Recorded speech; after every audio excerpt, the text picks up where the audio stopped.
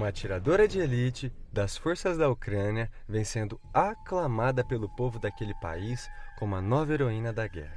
Tcharkwal, como é chamada, é comparada até mesmo à lendária atiradora soviética Ludmila Pavlichenko, mais conhecida como a Dama da Morte, que na Segunda Guerra Mundial foi responsável por abater centenas de soldados alemães nos campos de batalha. Então, se você quer saber mais sobre o assunto e ficar por dentro da história, deixa aí o seu like, se inscreve no canal para dar aquela força pra gente e vamos lá!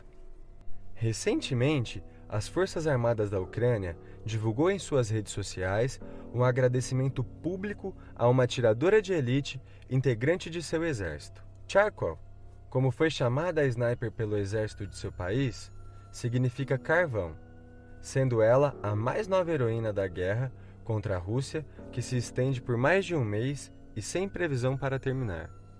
Fato é que Tcharkwal, que já serviu as forças ucranianas em 2007, lutando contra os separatistas de seu território, retorna agora ao exército comandado por Zelensky para tentar frear o avanço das forças de Putin, que não fica nada contente com essas histórias. Tcharkwal vem sendo comparada até mesmo a Ludmila Pavlichenko, conhecida como a Dama da Morte.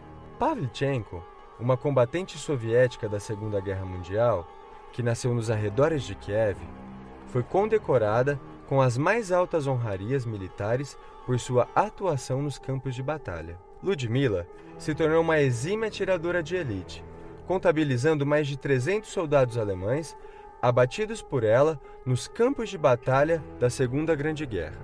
Dentre as 500 sobreviventes das 2.000 atiradoras de elite do sexo feminino que lutaram no exército soviético na Segunda Guerra, Ludmila se destacou por se mostrar uma grande sniper, sobrevivendo por muitas vezes ao contrafogo, muito embora um ataque de morteiro lhe tenha retirado dos combates.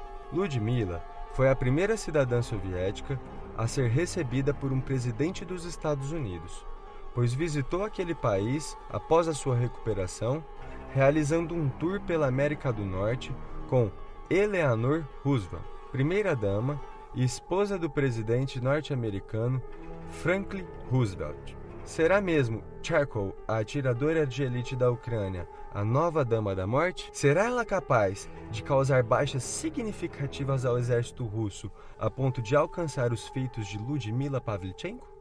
Bom, isso só o tempo dirá. Mas e você? O que você acha da Dama da Morte? Deixa aí o seu comentário e até a próxima!